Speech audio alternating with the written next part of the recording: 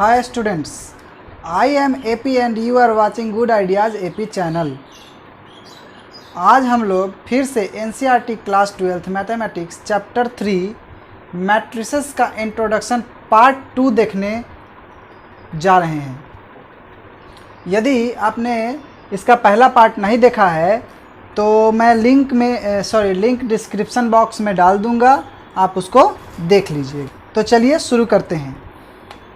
आज हम लोग मैट्रिसेस का इंट्रोडक्शन पार्ट 2 में क्या पढ़ने वाले हैं। तो जैसा कि लिखा हुआ है आप लोग देखकर समझ ही गए होंगे।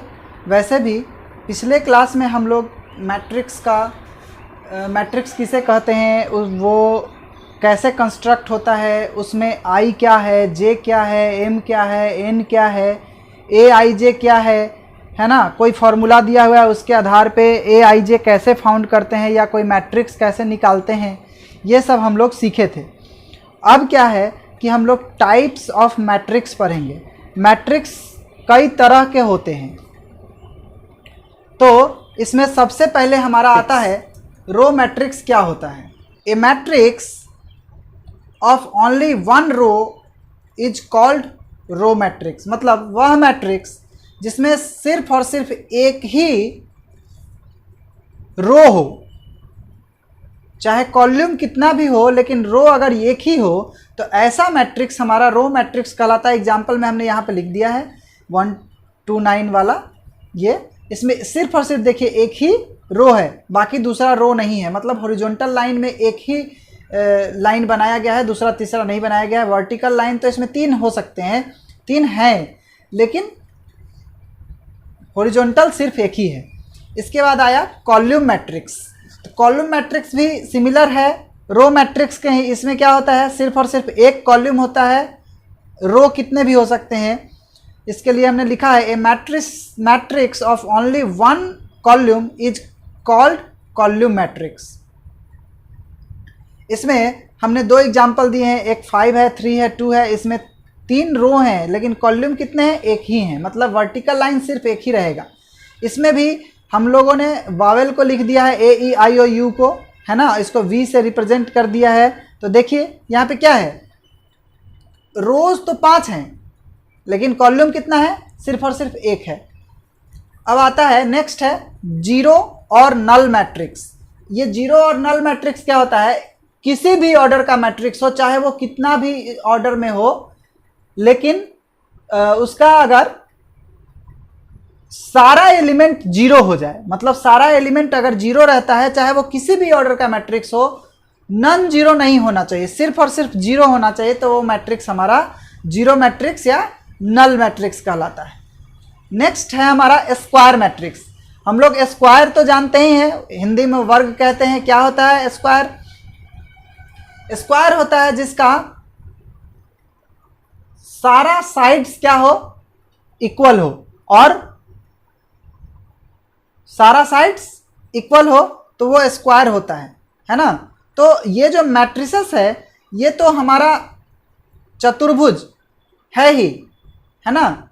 ये चतुर्भुज रेक्टेंगल है ही, लेकिन रेक्टेंगल में ये स्क्वायर है, मतलब तो इसका रो और कॉलम दोनों बराबर होगा। रो और कॉलम दोनों यदि किसी मैट्रिक्स का बराबर हो तो वो स्क्वायर मैट्रिक्स कहलाता है। इसके लिए हमने लिखा है a matrix in which the number of rows and number of columns are same is called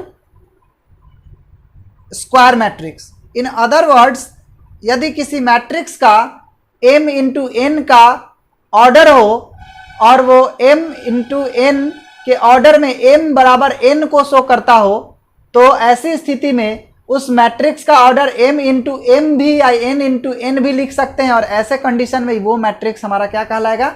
square matrix कहलाएगा। इसका एग्जांपल हमने यहाँ दिया है, इसमें 3 रो और 3 कॉलम है, तो स्क्वायर मैट्रिक्स हुआ। मतलब number of horizontal lines, number of vertical lines सब जब सेम हो जाएगा तो वो जो मैट्रिक्स बनेगा वो हमारा मैट्रिक्स क्या हो जाएगा? Square matrix. अब डायगोनल मैट्रिक्स क्या है? सबसे पहले हम लोग डायगोनल जान लेते हैं। डायगोनल क्या होता है? किसी भी रेक्टेंगल में आमने सामने का जो कोण है उसको मिलाने वाली रेखा को, लाइन को हम लोग क्या कहते हैं, डायगोनल कहते हैं। ठीक इसी तरह से इसमें भी a square matrix in which every non diagonal element, मतलब डायगोनल को छोड़ के, इसमें हमने 5 7 6 ये जो है ना, इसको डायगोनल कहते हैं। ये जो है ना, ये इसको डायगोनल कहते हैं। तो इसमें 6 9 और 2 को छोड़कर बाकी सारे एलिमेंट क्या हैं, 0 हैं। मतलब एवरी नॉन डायगोनल, मतलब डायगोनल को छोड़कर element is 0 is called a diagonal matrix. मतलब स्क्वायर मैट्रिक्स में जितने भी डायगोनल के एलिमेंट हैं उसको छोड़ के अगर बाकी सारा एलिमेंट जो है वो 0 हो जाता है तो वो क्या कहलाता है, डायगोनल मैट्रिक्स कहलाता है। इसी से सिमिलर है स्केलर मैट्रिक्स। स्केलर मैट्रिक्स में क्या होता है कि बाकी सारा एलिमेंट, नॉन डायगोनल एलिमेंट तो 0 रहता है, लेकिन जो डायगोनल का एलिमेंट होता है वो एक जैसा रहता है। जैसे यहाँ 5 है, यहाँ 5 है, यहाँ 5 है, तीनों 5 5 5 है, मतलब तीनों इक्वल हैं। तो ये हमारा हो गया स्केलर मैट्रिक्स। अब स्केलर मैट्रिक्स जब जान गए तो इसके नेक्स्ट में हमारा एक है, सबसे लास्ट, वो है यूनिट मैट्रिक्स, और इसी को हम लोग आइडेंटिटी मैट्रिक्स भी कहते हैं। ये बहुत ही इंपॉर्टेंट है। ये पूरे आपको मैट्रिक्स चैप्टर में इसका बहुत ज़्यादा यूज है, इसको ध्यान से समझिएगा। जैसे आप लोग कहते हैं ना आइडेंटिटी मैट्रिक्स, मतलब इसमें क्या होता है कि ये भी स्क्वायर रहता है, लेकिन इसके डायगोनल के जो एलिमेंट है वो 1 रहते हैं, बाकी सारे एलिमेंट 0 रहते हैं, है ना। इसको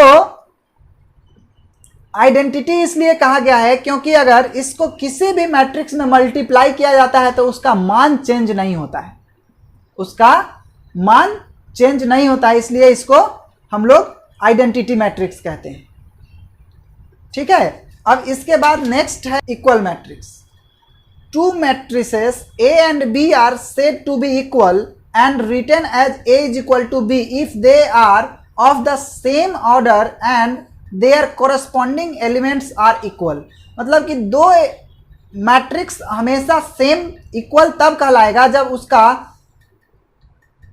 हर कोरेस्पॉन्डिंग एलिमेंट एक जैसा हो और सेम ऑर्डर का हो। जैसे कि यहाँ पे देखिए, यहाँ A11 के जगह पे 5 है तो यहाँ भी A11 के जगह पे 5 है, A12 के जगह पे 3 है तो यहाँ भी 3 है, यहाँ A21 के जगह पे 7 है, यहाँ A22 के जगह पे 2 है।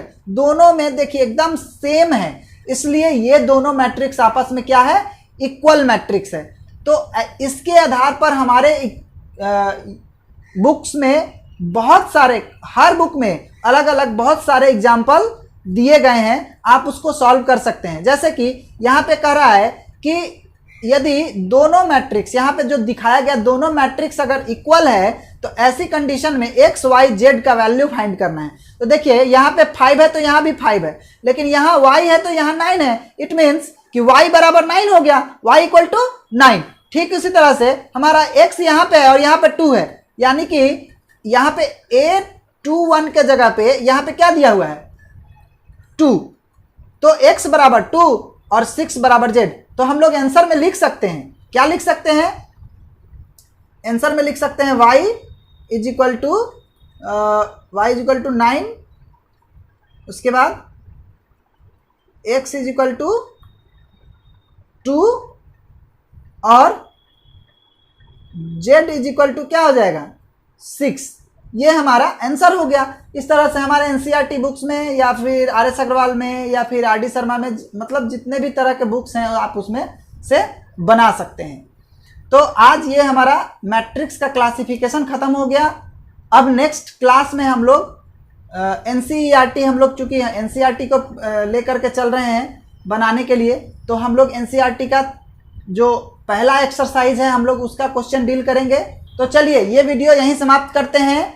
हमें आप कमेंट करके ज़रूर बताइए कि ये वीडियो आपको कैसा लगा। यदि ये आपके लिए यूजफुल रहता है तो इसको लाइक करना आप लोग, ठीक है।